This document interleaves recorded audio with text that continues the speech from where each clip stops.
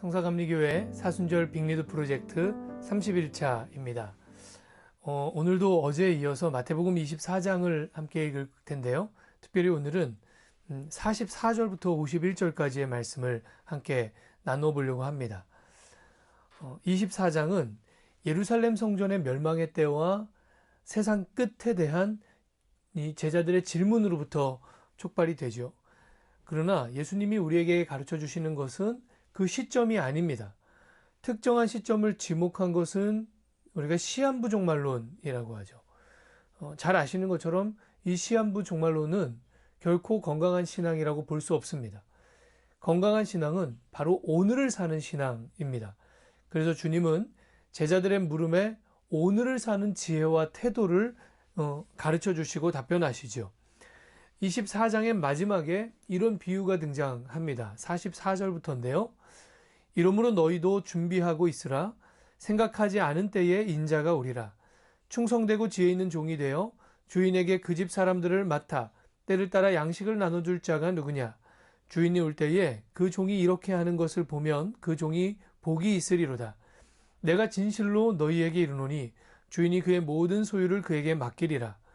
만일 그 악한 종이 마음에 생각하기를 주인이 더디어 오리라 하여 동료들을 때리며 술 친구들과 더불어 먹고 마시게 되면 생각하지 아는 날 알지 못하는 시각에 그 종의 주인이 이르러 엄히 때리고 외식하는 자가 받는 벌에 처하리니 거기서 슬피 울며 이를 갈리라. 아멘. 한 주인이 집을 떠나면서 한 종에게 집안일을 맡깁니다. 그가 맡은 일이라고 하는 것은 때를 따라 양식을 나눠주는 일이었습니다.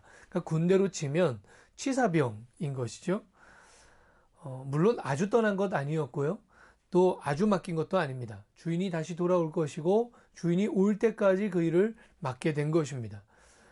언제 올지 알 수 없지만 분명히 주인은 돌아올 것입니다. 그때까지 한시적으로 양식에 대한 살림을 이 종이 맡은 것이죠. 충성되고 지혜 있는 종은 주인의 명령에 따라서 오늘을 삽니다. 주인이 맡긴 것을 잘 감당한 것이죠. 주인이 돌아왔을 때 이 종의 충성됨과 지혜를 보게 됩니다. 그러면 이 종이 복이 있다는 거예요. 왜냐하면 주인이 한시적으로 맡겼던 일을 영속적으로 이 종에게 맡길 뿐만 아니라 치사병이었던 이 종이 중대장이 되어서 그 주인의 모든 소유를 맡게 될 것이다. 그러니까 엄청난 고속 승진을 하게 될 거라는 거죠. 그러나 다른 경우도 나옵니다. 그는 악한 종입니다. 악한 종은 동료들의 양식을 챙겨주기는커녕 오히려 동료들에게 폭력을 행사하고요. 그리고 자기의 술 친구들을 집안으로 막 끌어들여서 날마다 술판을 벌였다는 거예요.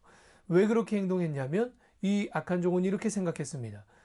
주인이 더디 올 것이다. 주인이 더디 올 것이다. 이렇게 생각했다는 것입니다. 그런데 저는 이 비유를 읽으면서 이런 발칙한 상상을 한번 해봐요. 악하지만 촉이 좋은 종에 대한 비유입니다. 그는 주인이 더디 올 것이라고 생각하고요. 동료들을 때리고 술판을 벌입니다. 그런데 어느 날 아침 불현듯 왠지 오늘 주인이 올 것 같은 기분이 든 거예요. 그래서 이 종이요. 아침 일찍 잠에서 일어납니다. 그리고 그날 처음으로 주인이 떠나고 나서 처음으로 그날 분주하게 식사를 준비해요. 그리고 주인이 떠난 이후 처음으로 제때에 제대로 된 식사를 제공하고 공급합니다. 그러고 있는데 주인이 정말로 그날 돌아온 거예요. 물론 이런 일은 발칙한 상상에 불과합니다. 왜냐하면 이 비유에서 주인은 사람이지만 실제로 이 주인은 사람인가요? 그렇지 않죠. 실제로 이 주인은 하나님이십니다. 하나님이 종에, 거짓말에, 외식에, 위선에 속아 넘어갈 리 없죠. 그런데 왜 이런 상상을 하게 되었냐면 우리 삶의 현실 속에서 이런 사람들 분명히 있기 때문입니다. 진정으로 충성되고 지혜롭고 출중해서 이 사람이 높아지고 승진하고 그런 게 아니고요. 줄을 잘 서서 승진하는 사람. 약삭빠르게 자기 이익을 챙기면서 사는 사람. 운이 좋아, 인맥이 좋아서 잘 되는 사람, 이런 사람들이 분명히 있죠. 그런 사람을 자꾸 보잖아요. 그러면 우리의 삶의 태도가 흐트러지고 망가집니다. 실망감이 쌓이는 거죠. 즉 분명 우리는 처음에는 충성되고 지혜로운 종으로 살고자 했으나, 그러나 이런 경험들이 세상에서 자꾸 쌓이다 보니까 가면 갈수록 악한 종의 마음과 악한 종의 모습으로 변질될 수 있다고 하는 것입니다. 그러면서 우리는 이렇게 핑계하는 사람이 될 수도 있습니다. 세상 사람들 다 그렇게 사는데 뭐. 어떠십니까? 저희 이 발칙한 상상 속의 세 번째 종의 이야기. 그런데 제 결론은 이렇습니다. 주인의 종된 우리가 아주 단순하게 오늘을 산다면, 오늘 그 자체의 삶의 가치로 인정하며 살 수 있다면 좋을 것 같습니다. 충성되고 지혜롭게 오늘을 살아가는 종의 마음은 과연 어떤 마음일까요? 이 종은 아마 날마다 주인을 기다리며 살 것입니다.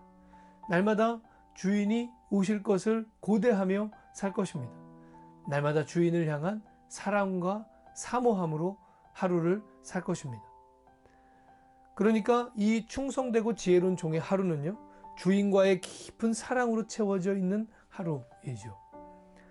반면에 두 번째 악한 종, 그리고 세 번째 악하지만 촉이 좋은 종, 이들의 오늘은 과연 주인을 향한 사랑과 사모함으로 채워질 수 있을까요? 절대로 그럴 수 없을 거예요. 이들은 주인을 기다리는 하루를 살지 않을 것입니다. 이들의 마음속에는 오히려 주인이 오지 않았으면, 주인이 더디 왔으면, 주인이 아예 안 온다면 얼마나 좋을까. 그러니까 이들의 마음속에는 주인을 향한 사랑이 없습니다. 여러분, 그리스도인의 삶에 예수 그리스도를 향한 사랑이 없는 하루, 그것은 그 자체로 불행입니다.